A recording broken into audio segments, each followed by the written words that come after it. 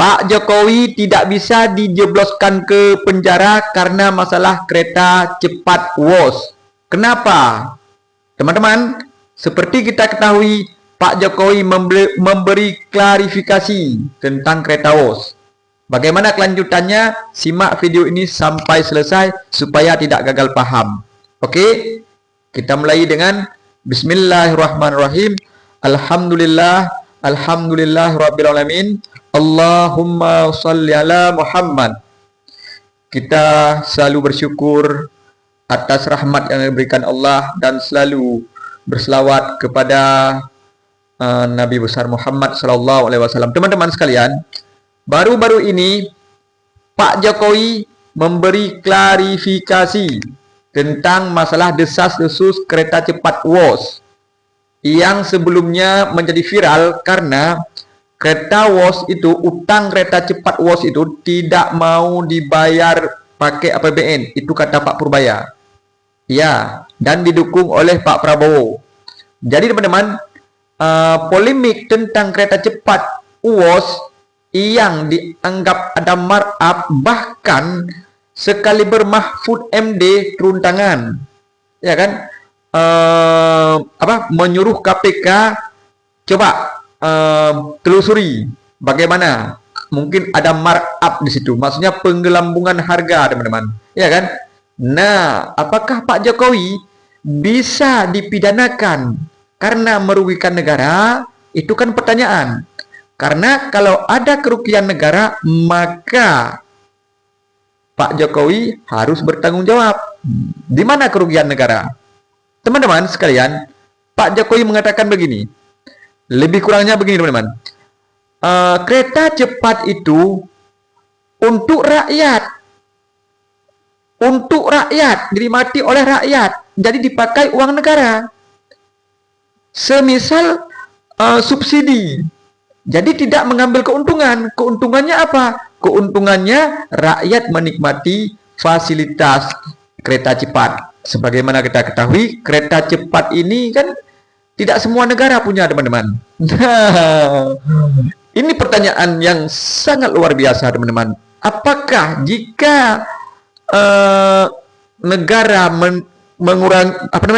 mengalami kerugian disebabkan Pak Jokowi dalam hal kereta cepat karena memarkup harga, misalnya gini, harga yang misalnya 100 jadi 200, nah, kan bisa, teman-teman.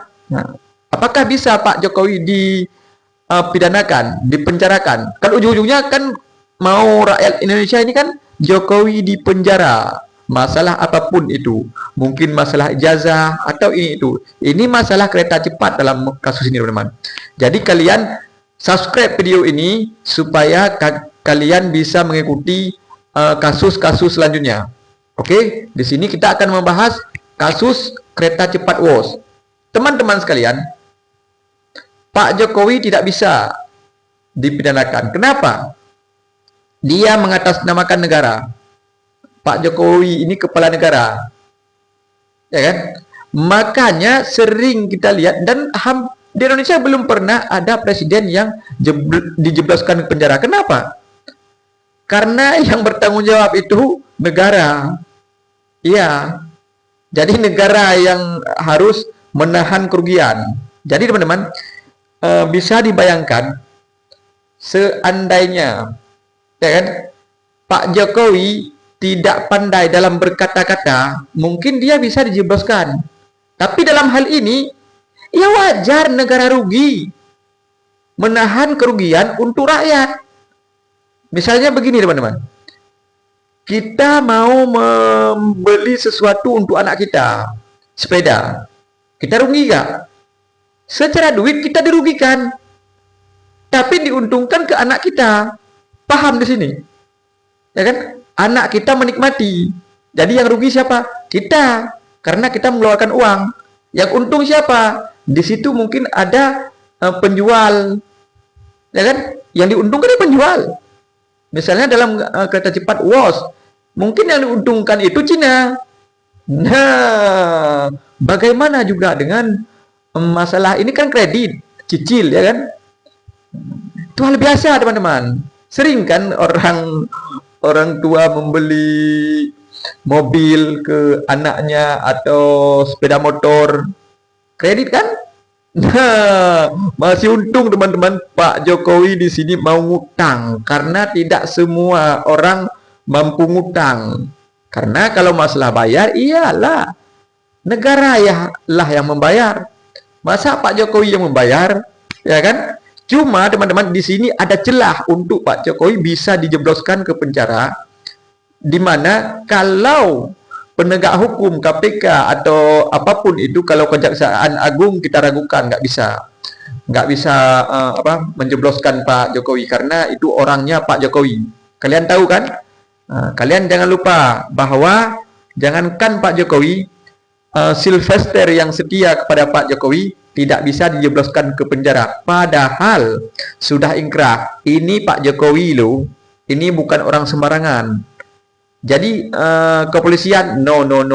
Lebih-lebih lagi kepolisian, KPK ya mungkin KPK bisalah kalau berani ya. Jadi datang ke Cina, harga yang standarnya berapa? Harga kereta cepat berapa? Dah. Begitu diketahui harga kereta cepat standarnya berapa, kasih harga 10% keuntungan dari harga biasa, ya kan? Habis itu tambah lagi 10%. 50%, misalnya 100 jadi 150. Adakah pengelembangan harga lebih daripada 50%? Mungkin di situ baru dapat. Nah, kalau setingkat 50% harga dinaikkan, saya rasa tidak akan terjebak. Karena di situ ada butuh transportasi. Dan teman-teman, susah untuk menjebloskan Pak Jokowi ke sana. Kenapa? Karena harga itu tidak ada standar teman-teman. Karena ini barang langka, bukan seperti kereta, bukan seperti mobil yang banyak. Jadi standarnya ada. Jadi ini kereta cepat itu tidak ada standar harga. Jadi Pak Jokowi jelas di dalam hal kereta cepat dia tidak bisa dijebloskan ke penjara. Tetapi ya kan, jika pasal lain, nah mungkin karena dia tidak bertanggung jawab. Kenapa? Menyebabkan negara rugi, tidak diuntungkan. Kalau ada pasal lain. Nah, tapi ini kan bukan bisnis sebenarnya. Jadi teman-teman di sini kemana hukum diarahkan? Kalau ke arah bisnis, Pak Jokowi bisa kena. Karena cari untung, ya kan? Berapa keuntungan yang dapat? Tapi Pak Jokowi jelas-jelas bukan mencari untung uang materi, tapi mencari untung untuk digunakan oleh rakyat Indonesia. Jadi jelas teman-teman di sini Pak Jokowi tidak bisa dijebloskan ke penjara karena masalah kereta cepat. Mungkin dengan masalah-masalah lain, ijazah palsu atau lain bolehlah, silakanlah. Tapi kalau masalah kereta cepat ini susah untuk dijebloskan ke penjara. Begitulah kira-kira teman-teman. Kalau kita sudah salah memilih presiden, jadi kita yang menanggung kerugian, kita yang harus membayar utang. Kebijakan dilakukan oleh pemerintah, kita yang menanggung utang. Hal biasa lah teman-teman, ya kan? Teman-teman, untuk video kali ini sampai di sini saya akhiri. Assalamualaikum warahmatullahi wabarakatuh.